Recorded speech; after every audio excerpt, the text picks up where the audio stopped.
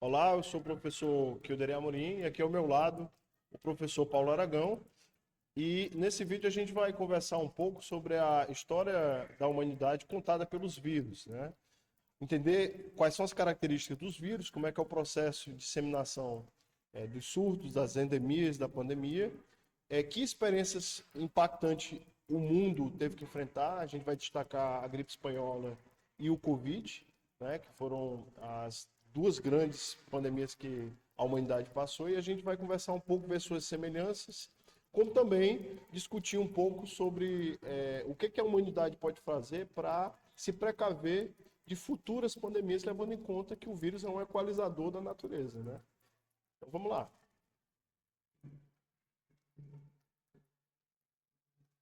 Então eu vou passar aqui para o Paulo explicar do que se trata o vírus. Bem, primeiramente, vírus, é importante a gente destacar que não são seres vivos, tá?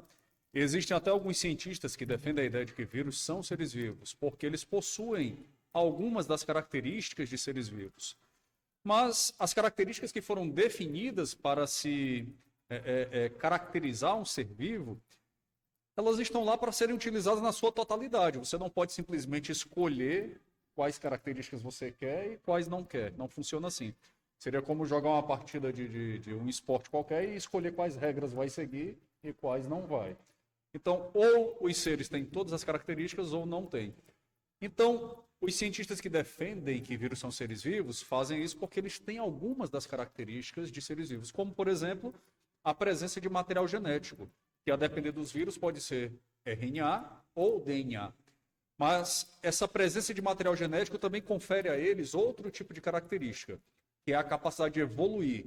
E evolução nada mais é do que a capacidade de mudar as características. E essas características são, na verdade, informações manifestadas do código genético. Ou seja, o DNA ou RNA tem informações genéticas e essas informações se tornam palpáveis, materiais, quando o código genético comanda a produção de proteínas.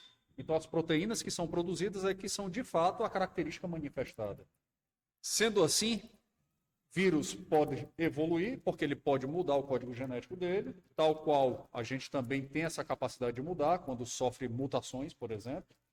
Vírus tem material genético, vírus consegue, então, se reproduzir também e tem hereditariedade, que é transmitir as características genéticas para uma próxima geração.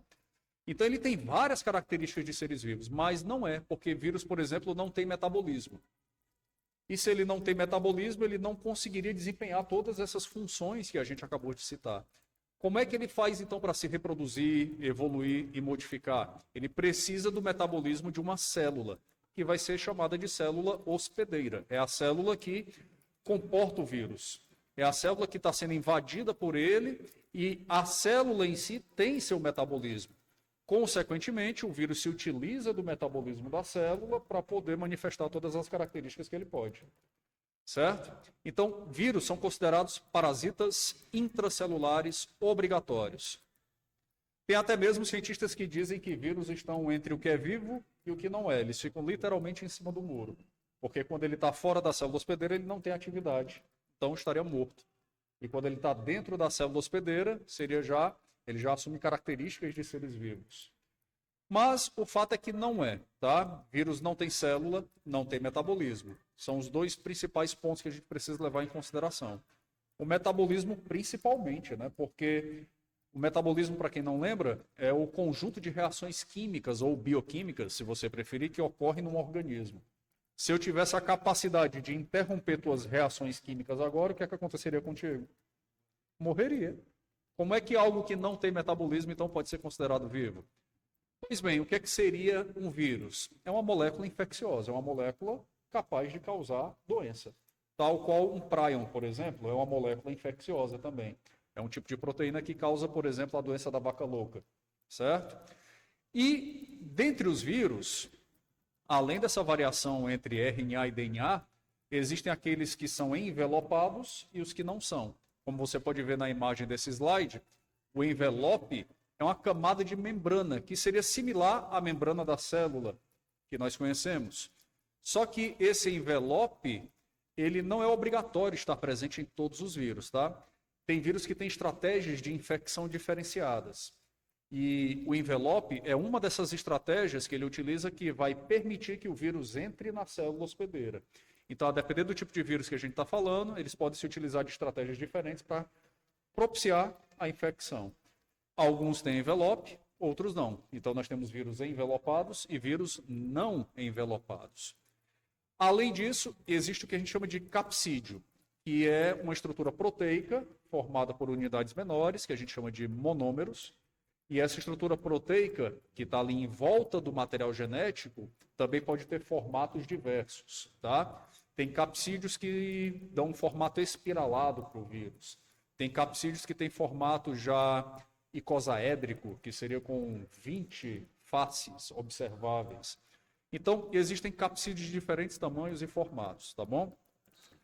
Pois bem, já que a gente teve essa pequena introdução sobre os vírus, uma coisa que a gente precisa compreender perfeitamente é que o vírus, principalmente as doenças de maneira geral, mas o vírus principalmente está muito intimamente ligado à história da nossa espécie, assim como está ligado à história de várias outras espécies, tá? Ao contrário do que muitos pensam, existem milhares e milhares de espécies diferentes de vírus que assolam, sabe, diferentes tipos de organismos no planeta, só que a gente não tem noção porque naturalmente não são doenças que chegam até nós. Tem vírus que só ataca planta, tem vírus que só ataca bactéria, tem vírus que só ataca algas. Ou seja, existem vírus específicos para organismos específicos. E tem vírus que conseguem saltar de uma espécie para outra. E é essa capacidade que os vírus têm de poder saltar de um organismo para outro que acaba gerando ao longo da história importantes eventos pandêmicos ou epidêmicos que acabam gerando milhares, às vezes milhões de mortes ao longo do seu curso. Tá? Nesse slide você consegue ter uma representação, né, de um breve histórico de diferentes doenças ao longo da nossa linha temporal. Tá? Antes de 1800, por exemplo, muito comum a febre amarela. Já por ali entre 1890, nós temos a gripe russa, tá? Que já foi o início da gripe aviária, digamos assim. Mais para frente, a gripe espanhola. E nessa tiveram eventos históricos importantíssimos, que o professor Kilder pode citar aqui alguns detalhes para vocês agora. Aí da gripe espanhola a gente vai ter um fator que foi crucial para a disseminação, né, do vírus, foi a Primeira Guerra Mundial, né? É interessante a gente observar, e quando a gente chegar na parte que a gente vai detalhar bem, que a gripe leva um nome, mas não significa dizer que ela tenha nascido no local, né? O nome não explica, né? A gripe é espanhola porque a Espanha manteve neutralidade na Primeira Guerra Mundial e foi o único país a divulgar nos jornais. Então, como era o único veículo de divulgação, ficou a gripe da Espanha. Mas o primeiro caso de gripe espanhola aconteceu no Kansas, na área rural, nos Estados Unidos, né? Então, tecnicamente, deveria ser a gripe dos Estados Unidos, né? Gripe americana. Daí a gente percebe que a gripe não tem nacionalidade. Ela recebe um nome porque virou uma convenção diante de uma lógica, e neste caso foi porque a Espanha divulgava que existia essa gripe que estava assolando o mundo. E é importante destacar, né, que elas podem surgir em diferentes localidades do mundo. E não é porque por ela ter surgido na América do Norte, ou na Espanha, ou na África, ou na Ásia, que isso foi feito propositalmente, né? As pessoas têm essa ideia de que os vírus foram produzidos em laboratório e estão sendo utilizados como armas biológicas. Não que isso não possa ser feito. A questão é que não é o que aconteceu com esses casos que nós estamos citando aqui. Grande parte dessas doenças são doenças zoonóticas, ou seja, são doenças que são transmitidas de animais para animais. E nós, enquanto animais, também estamos nessa cadeia, nós fazemos parte do ambiente. Sempre que o ser humano acaba tendo comportamentos que tornam ele, como é que eu posso dizer, que eles acabam tendo um maior contato com formas de vida silvestre, nós acabamos tendo contato com diferentes tipos de doenças no ambiente que estão ali, entre os animais silvestres. E, consequentemente, parte dessas doenças, às vezes, transita de uma espécie para outra. Então, quando os seres humanos se alimentam de animais silvestres, ou às vezes só entra em contato com um animal silvestre, pode acabar contraindo uma doença importante. É por isso que é importante você, digamos, se encontrar um animal morto, evitar um contato direto com ele, porque pode acabar pegando uma doença sem nem perceber. O porco ele é considerado uma tigela de mistura de vírus, né? Porque, por exemplo, as aves não transmitem para o humano, mas o porco transmite e o porco pega da ave. Então, o porco ele pode ser um laboratório natural da criação de um vírus a partir do que ele pegou da ave e transmitir para o humano, ou outras espécies em que os vírus nos atingem diretamente, não é? Seria assim? Isso acontece porque quando o vírus invade um organismo, de maneira geral, simplificadamente, o material genético dele se mistura com o nosso em algumas situações. Tá? Em outras, não. Em outras situações, ele fica dentro da célula, mas não tem a mistura. Existem, por exemplo, vírus que são chamados vírus RNA positivo. O RNA dele atua como se fosse um RNA mensageiro dentro da nossa célula. E o que é o RNA mensageiro? É uma molécula de RNA que o nosso corpo produz, nossas células produzem, e essa molécula, ela comanda a produção das proteínas. Então, tem vírus em que o material genético dele se assemelha a um RNA mensageiro. Ele, quando entra na célula, ele já comanda a produção de partículas virais. Então, ele não precisa se misturar ao nosso material genético. Mas, em outros casos, nós temos vírus em que o material genético dele se mistura ao material genético da nossa célula, lá no núcleo. E no momento em que estão sendo feitas cópias do vírus, esse processo ele não é tão perfeitinho, tão mecanizado quanto parece ser. E em alguns momentos, genes da espécie que ele invadiu acabam se misturando ao dele. E isso muitas vezes facilita a transição dele, permitindo, digamos, mais facilmente a infecção de novos indivíduos em alguns casos. Tá? É o que a gente vê aqui nesse slide, onde nós temos transições, né, entre vírus de aves para porcos, porcos com humanos, mostrando o efeito zoonótico que acontece quando um vírus está transitando de uma forma de vida para outra. Uma das grandes viroses, né, que a gente pode comentar é o caso da H1N1. Ela foi, digamos, a primeira grande gripe que nós tivemos, né? E por que essa sigla, né? Muita gente às vezes não entende, né? Por que o H, por que o N? Lembra que a gente falou do envelope viral? O vírus do H1N1 também tem um envelope. E nesse envelope tem proteínas específicas que vão facilitar o processo de infecção. É um processo que envolve reconhecimento de moléculas. Então, existem moléculas na membrana do envelope que se reconhecem com moléculas da membrana da célula hospedeira. O H é a abreviação de hialuronidase, que é uma proteína que está presente lá. E o N é de neuraminidase, que é outra proteína. Tá? No caso, as hialuronidases aí, existem vários tipos. Assim como das neuraminidases, também existem vários tipos. Quando a gente diz H1N1, então foi a primeira hialuronidase e a primeira neuraminidase identificadas. A primeira grande gripe. E existem as variações dessas moléculas. Aí você tem o H2N1, H5N1, H2N3. Ou seja, a depender da composição de moléculas que ele tem na membrana, você tem uma variação do mesmo tipo de vírus. Essa variação, ela pode qualificar o teor de letalidade do vírus, assim, à medida que ela vai variando e vão criando outras combinações, ele pode ficar mais, como é que eu posso dizer o termo, letal do que um outro, a partir dessas combinações que vão passando de um indivíduo contaminado para outro não contaminado? Ela vai facilitar o processo infeccioso, ou seja, a depender da composição de proteínas que ele tem, pode ser que ela otimize ou precarize o processo de infecção do vírus, que é a entrada do vírus dentro da célula.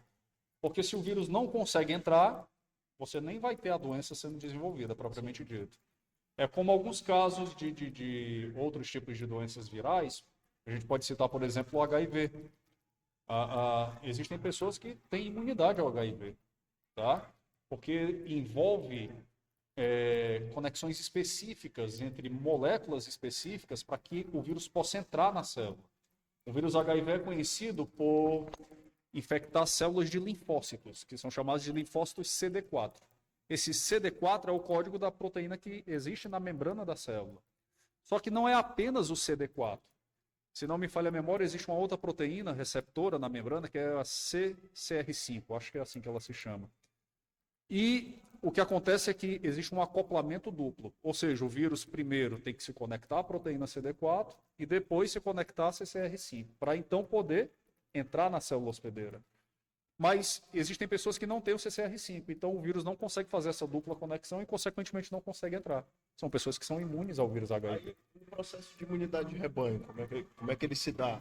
O processo de imunidade de rebanho parte do princípio de que a maioria das pessoas se contaminando com o vírus, né, elas estariam automaticamente adoecendo e aquelas que sobrevivessem estariam imunes, portanto, ao vírus. Só que a malevolência desse tipo de raciocínio está no fato de que você desconsidera que pessoas vão adoecer e morrer. É por isso que o processo de vacinação é tão importante. A gente não pode simplesmente esperar que a população adoeça, aceitando que 5, 10, sabe-se lá quantos por cento das pessoas morram, né, para poder esperar que a população fique imunizada. Se fala tanto de imunização de rebanho, às vezes, em alguns momentos, mas se ignora a imunização promovida ativamente pela utilização de vacinas, sem ter que aceitar a ideia da mortalidade de algumas pessoas, né? Então, o H1N1 ou qualquer outro tipo de vírus, e aqui você está vendo vários sintomas que a gente destacou para você, tá? É o caso da gripe, do H1N1, a gripe é uma influenza, né? Nós temos que lembrar que ele afeta principalmente vias respiratórias superiores. E esse processo sintomático que a gente vê nas vias respiratórias é tudo um mecanismo do vírus, adaptado ao longo da sua evolução, para permitir uma maior disseminação dele. Nós temos um processo inflamatório intenso, por exemplo, nas vias nasais, nas vias aéreas, isso estimula você a espirrar. E quando você espirra e gotículas de saliva, ou mesmo de secreções nasais ou bucais, são disseminadas no ar na forma de spray, você tem, na verdade, milhares e milhares de gotículas que são veículos para partículas virais que estão sendo disseminadas.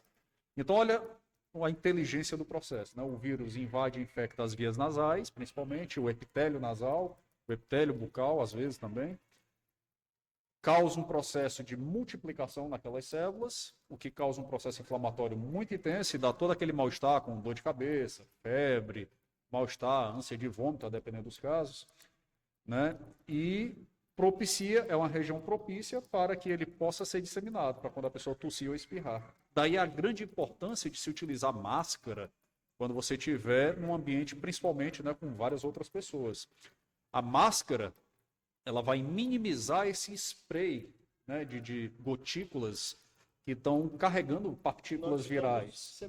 Aqui, a gente conversando, você não visualiza isso, tá? Mas existem partículas de gotículas que estão se disseminando. Isso quer dizer que se eu estou gripado, ou o professor Kilder está gripado, por estarmos muito próximos, tem alto índice de contaminação aqui.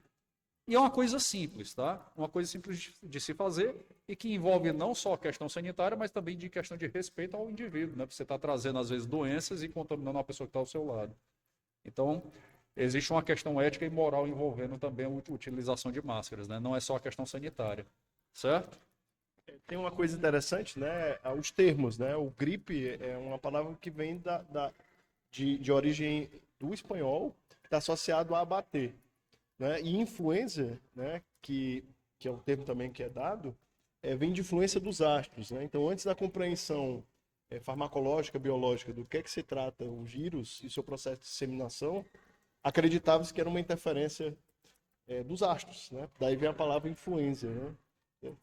E uma coisa interessante em relação à letalidade que você comentou é o seguinte: nós comparamos aqui, por exemplo, ebola e gripe, tá? Ebola, algumas variedades têm uma letalidade que chega às vezes 80%, 90% de letalidade. Ou seja, das pessoas que são acometidas pela doença, 80% a 90% vão a óbito, morrem. Existe uma outra variedade que chega às vezes a 40%, 45%, ou seja, uma letalidade menor. Mas quem matou mais? Se você fizer uma pesquisa, você vai ver que gripe matou muito mais do que ebola. As secreções das pessoas com ebola têm grande índice de infestação, de contaminação, de causar contaminação. E também causa muito sangramento, tá? Além de todos os mal-estares que causa tipicamente. Mas no caso do vírus da gripe, ele tem uma letalidade bem menor. Só que ele se dissemina pelo ar mais facilmente. Consequentemente, ele acaba atingindo um número maior de pessoas. Ou seja, a estratégia de todo parasita não é matar o seu hospedeiro. Pelo contrário, se eu tenho um parasita que tem um ataque muito forte ao hospedeiro e o hospedeiro acaba morrendo, ele está automaticamente reduzindo as suas chances de se disseminar para novos hospedeiros. Consequentemente, o ebola ele é menos eficaz nesse quesito de transmissibilidade. Ele, por ter uma letalidade muito alta, ele mata a pessoa rapidamente, reduzindo suas chances de se disseminar na população. Já um vírus da gripe, que tem letalidade baixa, a gente acaba ficando gripado às vezes 2, 3, 4 vezes ao ano, nem percebe às vezes, porque tem sintomas sutis, mas um vírus que se espalha intensamente e acaba acometendo pessoas mais frágeis e levando às vezes a um óbito. Então, é uma questão de proporção. Enquanto que o ebola acomete ali uma centena de pessoas, 2 centenas de pessoas, o vírus da gripe acomete milhões no planeta. Então, essa diferença é que faz com que tenha mais gente morrendo, às vezes, de gripe do que de ebola no planeta. Outra doença tipicamente comentada por aí, né? A dengue. E essa envolve um vetor. Vetores são aqueles que transmitem o causador da doença. O causador da doença é chamado de agente etiológico. E no caso específico da dengue, nós temos 4 sorotipos identificados. A dengue 1, 2, 3 e 4. A priori, você pegando dengue do tipo 1, você já não adoeceria dela depois de novo. Porque o corpo produz a imunidade, né? E aí, mas as pessoas pegam mais de uma dengue, às vezes, por vez, porque você está pegando outros sorotipos. E o cuidado maior que se tem que ter é com relação à dengue hemorrágica. Né? O nível de plaquetas cai muito no organismo da pessoa e isso promove a ocorrência de eventos hemorrágicos e, se não tratado, pode levar a óbito também. Mas, no caso da transmissão por vetores, a grande parte das medidas que estão sendo utilizadas para se combater essa doença é tentar eliminar os mosquitos. Só que, nitidamente, essa não é a medida eficaz. Não só pela rápida multiplicação, né, desse vetor, desse mosquito, mas também pelo fato de que as pessoas não estão, digamos, inteiramente empenhadas nesse processo. Existe uma questão cultural que tem que ser trabalhada, tem uma questão educacional para ser trabalhada, para que as pessoas entendam que certos comportamentos são mais danosos para a sociedade. Voltamos à questão da máscara. Não se usa máscara só pela questão de reduzir a disseminação de uma doença, mas se usa máscara também em respeito às outras pessoas com quem a gente convive, né? Então, atacar e tentar minimizar a disseminação do mosquito, sim, pode ser uma estratégia, não é a das mais eficazes, mas seria muito mais eficaz tendo um compartilhamento maior, uma noção de sociedade muito melhor, né? Melhor implementada. Se esbarra em conceitos de cidadania, né? Então, assim, não basta somente a gente saber como a doença ela chega, mas como é que a gente pode antever para que ela não se dissemine de uma maneira mais rápida, como a gente pode minimizar os danos, né? Então isso esbarra numa questão de cidadania, saneamento básico, não é? Uma boa compreensão de grupo e de pertencimento, né? Porque se eu não quero para mim, eu não devo querer para o outro, né? Aqui a gente traz um pouco do detalhamento da gripe espanhola, né? E buscando uma certa semelhança com o coronavírus. Bem, aqui a gente tem um quadro, né, de disseminação da gripe espanhola, né, pelo mundo.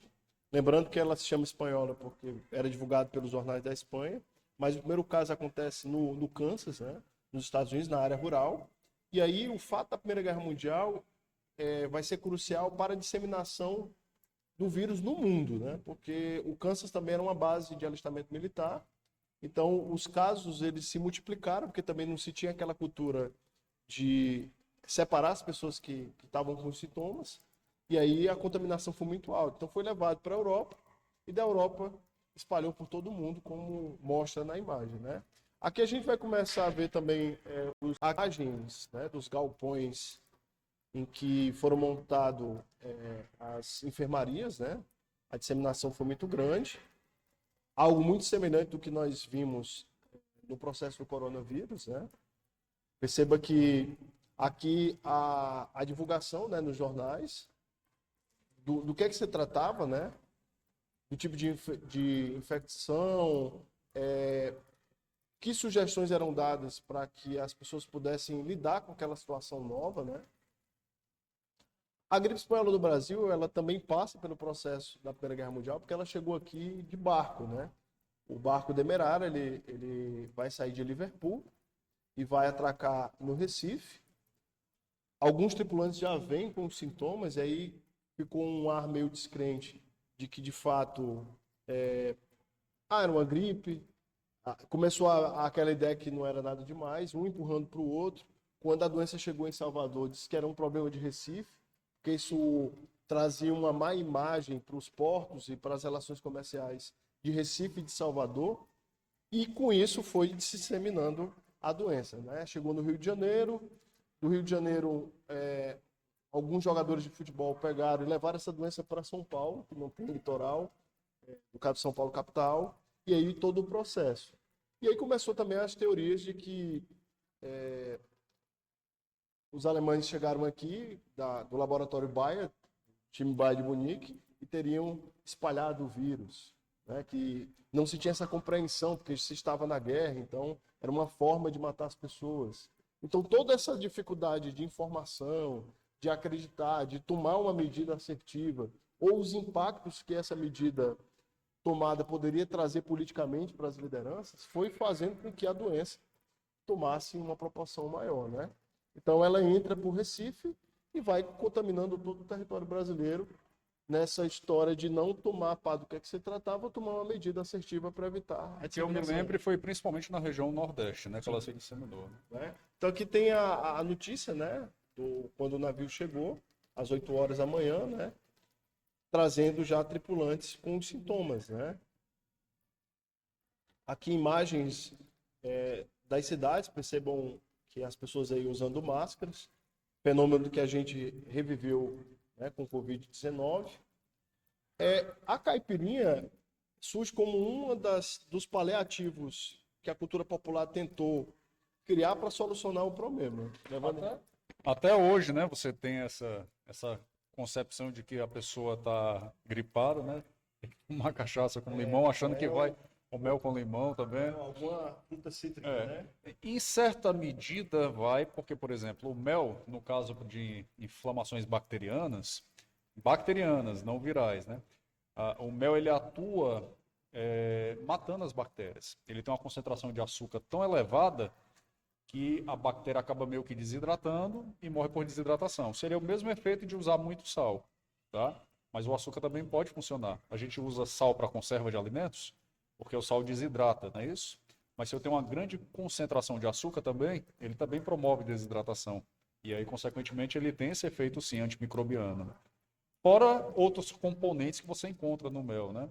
Mas falando especificamente do açúcar, tem essa ideia. Bacteriana. Viral, eu acho que não vai ter. Eu passei a minha vida toda tomando lambedor, né? Que é uma coisa bem da cultura cearense, né? E que remete às comunidades nativas, né? Com esse mesmo objetivo, né? Ou também aquela ideia de que, não fica nesse canto aqui que tá quente, que tu vai pegar uma gripe, né?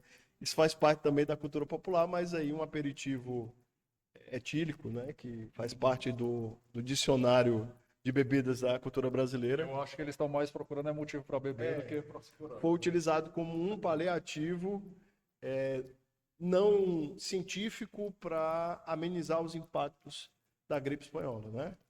E aí vão surgir milhões de alternativas estapafúrdias, né, em relação de como lidar com a dita bailarina da morte, né, que era o nome dado à gripe espanhola aqui no Brasil, né? Aqui os jornais, né, relatando, né, o que acontecia, né, a descrição de milhares de cadáveres que já ficavam empilhados nas portas das casas, né, não ter cemitério suficiente para enterrar, não ter pessoal suficiente nem para tratar os que ainda estavam em processo de recuperação, como também profissionais para sepultar essas pessoas, né? Então foi um processo muito doloroso, né? Que de uma certa forma nós vivenciamos. Aqui a gente tem uma charge dessa bailarina chegando, né? À porta, né? Como a bailarina da morte, né? E aí a gente chega no Covid-19, né? O coronavírus, que eu gostaria que o Paulo explicasse por que se chama coronavírus, né? Qual é essa similaridade que tem entre a gripe espanhola e o coronavírus? O coronavírus, ele tem esse nome corona porque, devido à membrana do envelope dele, naquela característica que a gente comentou bem no início aqui da nossa aula, ele tem proteínas específicas que dão a ele um aspecto que lembra uma coroa. Então, corona vem disso, coroa, tá? E essas proteínas são chamadas de proteínas spike, né? Lembra como se fossem, digamos, pequenas agulhas ou pequenos espinhos, tá? E, consequentemente, essas proteínas são proteínas que vão atuar de novo na questão do processo infeccioso, para permitir que o vírus entre nas células hospedeiras, né? E o Covid-19, tá? Causou todo esse problema que nós já conhecemos bem, né, na nossa sociedade, e ele nem é um vírus que tem alta letalidade. Tá? A gente estava falando, se não me falha a memória, das pessoas infectadas, algo em torno de 3 a 5% das que estavam doentes, que realmente apresentavam casos mais graves. 2%. E em torno de 1% é que iam a óbito. E você veja o estrago que causou. Tá? Em termos de Brasil, a gente já está falando de aproximadamente 700 mil mortes hoje. E, nesse caso, você tem mais um exemplo de um vírus que tem uma letalidade baixa, mas que tem um índice de disseminação alto. Então, ele, por se disseminar rapidamente, ele acaba acometendo um maior número de pessoas. Vão existir pessoas mais sensíveis, pessoas menos sensíveis, e, consequentemente, aquelas mais sensíveis acabam sofrendo mais e algumas delas indo a óbito. E uma coisa que foi descoberta por um dos pesquisadores, se não me falha a memória, do Instituto Fiocruz, é que esse vírus, ao entrar no nosso organismo, ele meio que ativa endovírus endógenos, vírus endógenos que a gente tem no nosso material genético. É uma coisa que o pessoal às vezes não se dá conta.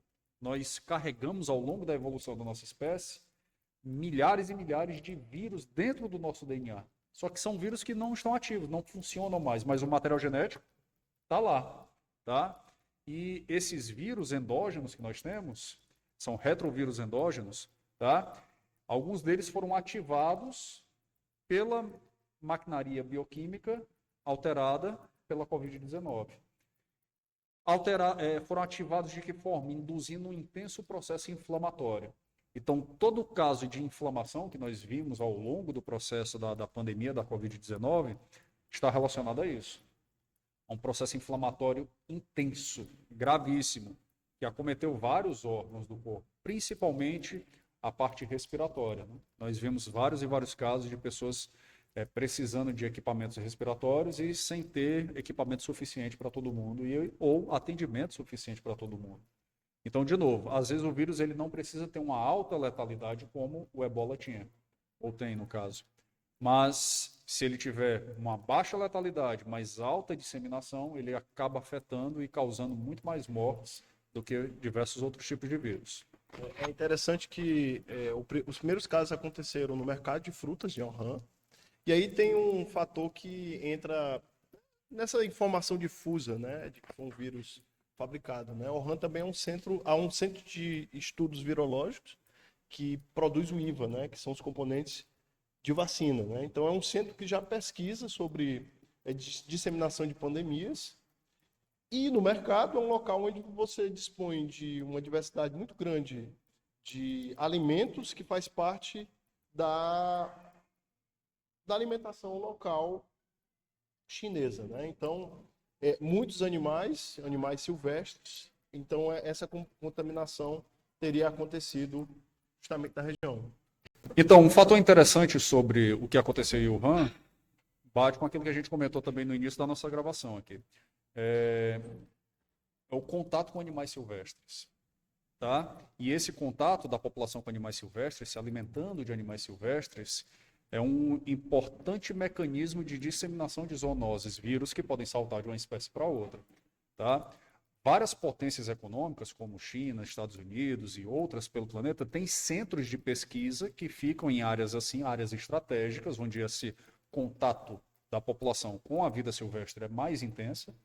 Eles ficam monitorando para tentar rapidamente, né, conseguir identificar uma possível doença que esteja surgindo ou até mesmo conter uma doença que esteja surgindo. Varíola veio dessa forma, AIDS veio dessa forma, tá? Transmissão principalmente a partir de primatas. Eram vírus que atacavam e atacam ainda hoje primatas. Em alguns casos, também causando letalidade, em outros convive normalmente com eles, dentro do sistema deles. Mas aí, quando passa para outra espécie, acaba tendo efeitos muito mais danosos, muito mais prejudiciais.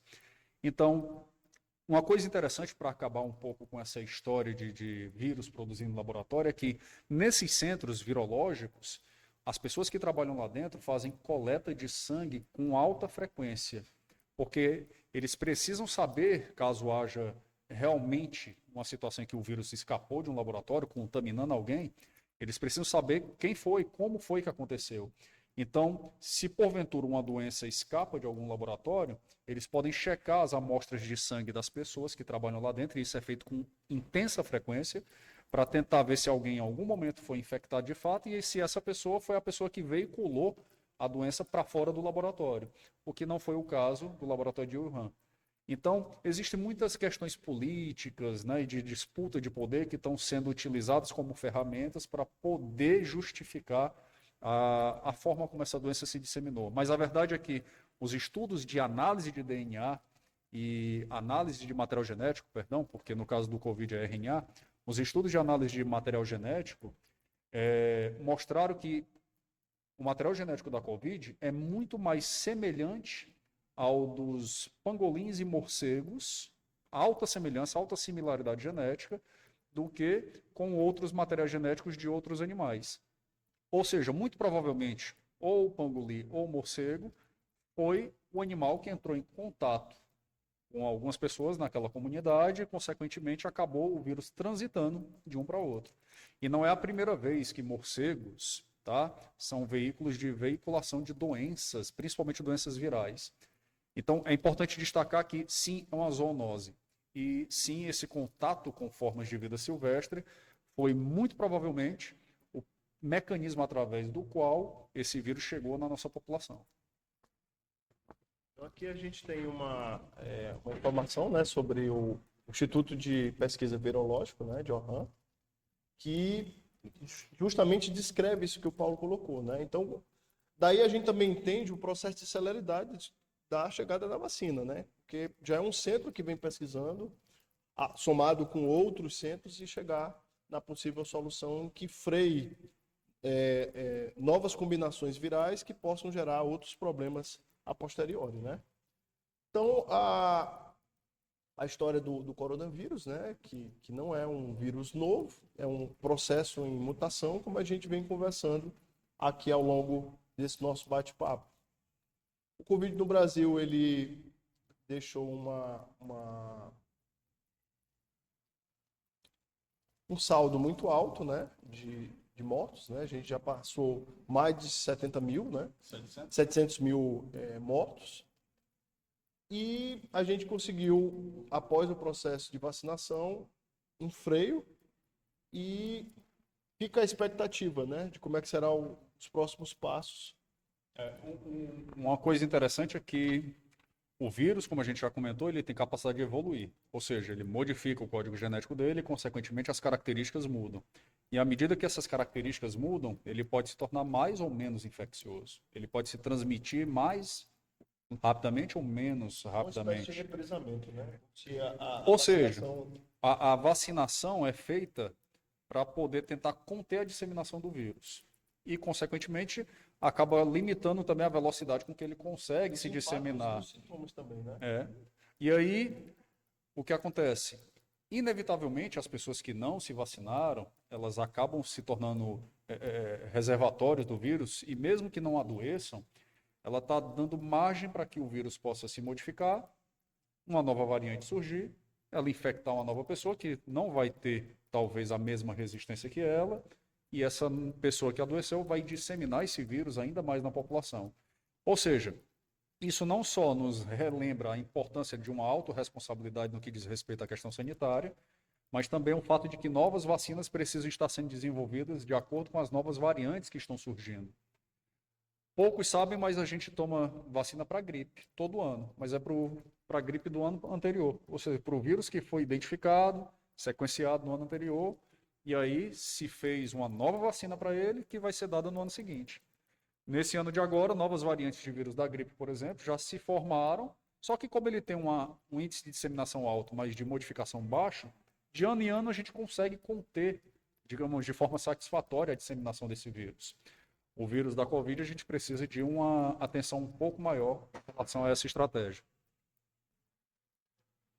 No que se refere ao combate a futuras pandemias,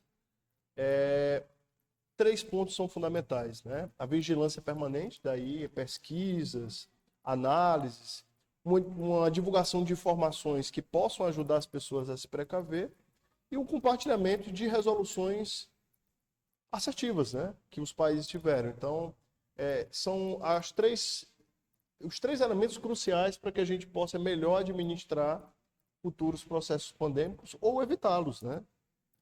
Daí a gente vai chegando nos finalmente aqui do nosso bate-papo, deixando como sugestão algumas obras, para caso você queira aprofundar, né? Nota sobre a pandemia, do Harari, a história da humanidade contada pelos vírus, a bailarina da morte, né? Que vai estar falando sobre a gripe espanhola no Brasil. Esse da história da humanidade contada pelos vírus, que foi, digamos, a base para essa nossa conversa, é uma leitura sensacional, tá? Porque ele não só vai mostrar, falar sobre diversos tipos de doenças que assolou a nossa espécie, mas não só nos dias atuais. Ele faz a conexão entre a evolução da nossa espécie, os nossos antepassados primatas, e a conexão com que eles tiveram com diferentes tipos de parasitas, vírus, em alguns casos protozoários, em alguns casos vermes também, tá? Mas principalmente vírus, é o foco principal dele. Que através do estudo genético dos vírus, ele consegue fazer a recapitulação histórica de quando esses vírus infectaram os nossos antepassados primatas e quando eles se separaram, passando, por exemplo, a ter variedades de vírus que infectam só determinados tipos de primatas e em determinados locais ou momentos da evolução da nossa espécie.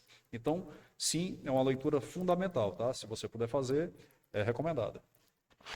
Além dessas 3 obras, a gente também recomenda aqui O Futuro Começa Agora, que é uma análise do Boaventura de Souza, em que o start do século XXI se deu com essa nova realidade, que aí vai provocar uma transformação realmente de caráter impactante na vida do mundo, né? Aumento do home office e uma série de outras alterações que demorariam 5 ou 10 anos para acontecer, mas o processo pandêmico starta, né? O autor ele defende a ideia de que o século XXI começou literalmente após o processo do Covid-21. E A Grande Gripe, que é um livro do John Berry, que fala de uma maneira mais detalhada todo o processo, a origem, as dificuldades, o desenvolvimento de centros acadêmicos nos Estados Unidos, que até então não eram tão desenvolvidos, que passaram a ser por uma questão de sobrevivência, e todo o processo de disseminação da doença no mundo. Então, a gente chega na conclusão aqui do nosso vídeo. Antes de terminar, a gente solicita que você compartilhe esse vídeo, se inscreva no canal aqui da escola e possa estar divulgando essas informações para que outras pessoas possam também tomar proveito do que foi discutido aqui. Um forte abraço e até o nosso próximo bate-papo. Até mais.